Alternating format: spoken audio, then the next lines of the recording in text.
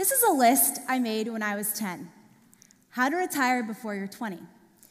Babysitting, yard sale, walk dogs, and you'll see I get to number 12, buy stocks, and I stop. Figured, that's it, I don't need to do anything else. Must have thought the stock market was a sure thing. And we can't ignore my starred note on the bottom left. In every transaction, I have to have a calculator. As you can see, I wasn't the typical 10-year-old. Most girls my age played with Barbies, and yeah, I did that too. But when given the choice, I wanted to learn about the way things worked, about the people around me, and I was particularly interested in making money. Drew this when I was 5. Kristen is a waitress. Well, it didn't take me long to realize I could just skip this step altogether and start a restaurant, Steak and Shake, where we didn't have steak or milkshakes, but we did have pork chops, all-you-can-eat chicken and ribs, and our most popular dish, carrots and dip. When I was in first grade, I was fascinated with Elmer's glue. I found that if I put a tiny drop in my desk at school, when I came back in the morning, I could peel it off and stick it on my nail. What do you know? Fake nails. Sold fake nails from my desk every morning.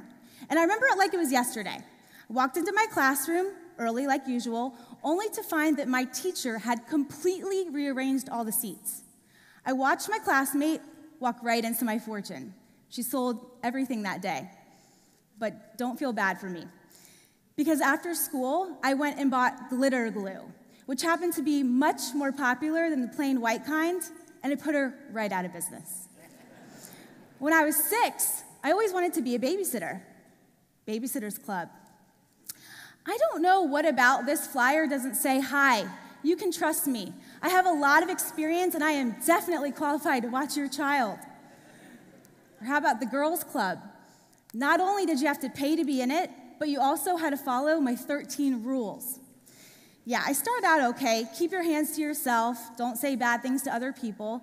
Get a little bit bossier. Be obedient. Raise your hand if you need to say something. And then I become a dictator. When you sign something with "Thanks, your leader, Kristen," the only person that's going to join your club is your little sister. And it's because she doesn't know how to read yet. I got bored the summer before 3rd grade, so I started a lemonade stand. Made this sales web, because lemonade is such a complicated business. And my favorite part is have your customers pick the price. You'll get more money. Smart cookie. Realized early on that people buy cute. So I set my prices low, but told my customers they wanted to pay a little extra, that was certainly okay. And they did. People paid $5 for a 4-ounce drop of lemonade. You picked the price, worked like a charm. But lemonade got boring, and I wanted to go into retail. So I picked my little sister, Lauren, to be my victim, really my partner, but poor Lauren. We called it LK Variety Store. L for her name, K for mine. My dad built us a wooden stand, we painted it, and we sold various household items on our street corner every weekend. Actually, Lauren sold various household items in the heat while I sat in the AC and collected the money. This got old after a while, so she resigned. You'll see my friend Ashley in this picture. Little did she know that when I invited her over to play store, I was being serious. I also forgot to mention that these household items belonged to my parents, who didn't know that we were selling them. So, when my mom eventually caught on, let's just say she was very quick to shut us down.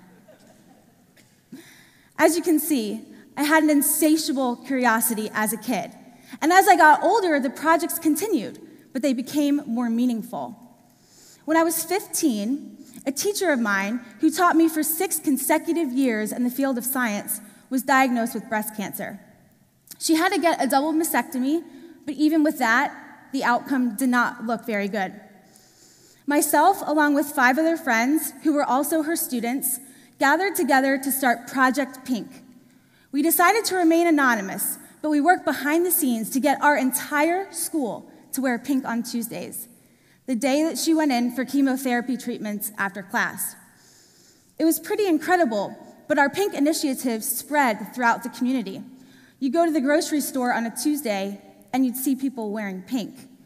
We were only kids, but we thought that if we could show her that the entire community supported her, maybe it would keep her strong. Months passed by, and we learned that she beat her cancer, so we decided it was time to show her that we were the ones behind Project Pink. We got our school band to come into her classroom, where we revealed our identity and presented her with a quote we made of all of our memories throughout the years. The band trickled from her classroom into the courtyard, and the entire school watched as she told us that we saved her life. It was absolutely amazing. This was the first time in my life where I felt a powerful, and I mean powerful, emotion overcome me. At 15, I didn't know what it was or where it came from, but man, was it incredible. And I made a promise to myself that I would only work on things in my life that gave me this feeling. And now, when I look back, I realize it was passion. When I came to college at the University of Florida, I wanted a pair of very expensive blue jeans. I asked my parents to buy them for me. They said, "No way, get a job."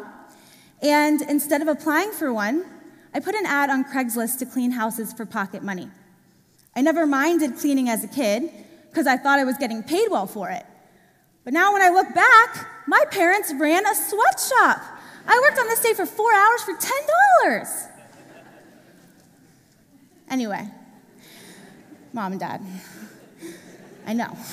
Cleaned houses by myself for a while, and then I decided to turn it into a real business, hired some friends, and things slowly grew. When it came time for my college graduation, I was offered a job in finance in a company with a very well-known and popular brand. It was a dream job during a time in 2010 when they didn't exist, and I immediately turned it down. Because there was one thing missing, that feeling that I promised myself I would always follow. I didn't have it when I thought about finance. You see, I was passionate about my house cleaning business, as silly as that may sound. And trust me, many people didn't understand why I turned down a dream job to stick with it. But it just felt right. Fast forward to today, 2 years after my college graduation. I own a company called Student Made. We're the largest cleaning and concierge service in Gainesville.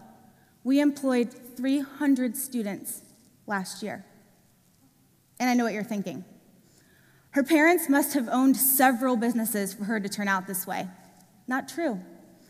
My dad is a lawyer, and my mom ran a preschool before she left her job to become a stay-at-home mom.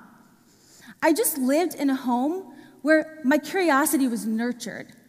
I remember when I was this big that when my parents would get a new appliance, my dad would take the big cardboard box it came in, and he would stick it right there on our living room floor. He'd leave it up for weeks at a time. My sister and I would play with it. Yeah, it's just a box. But when you're 4, it's a castle, and you can be the princess.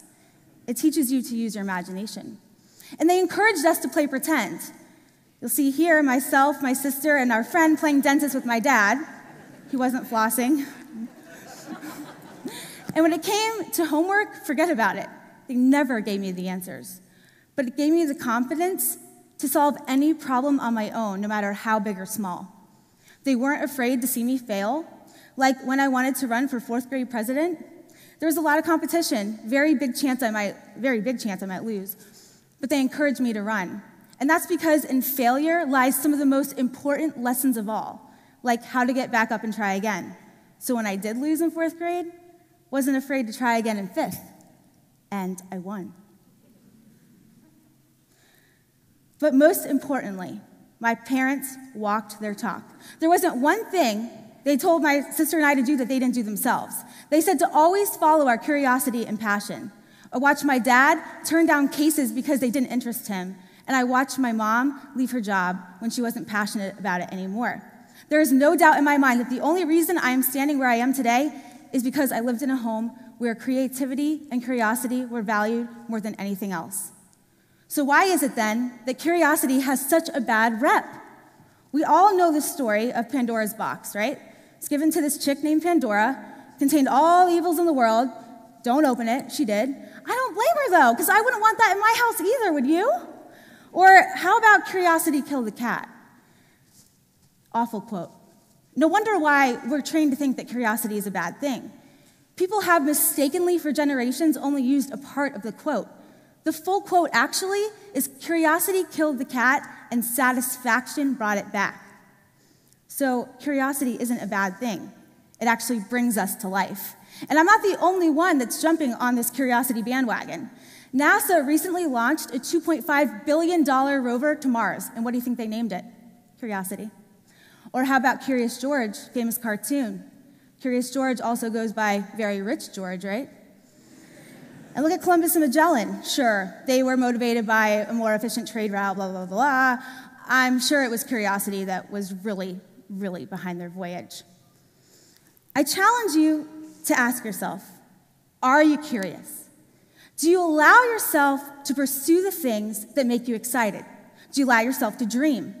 And I mean really, really dream.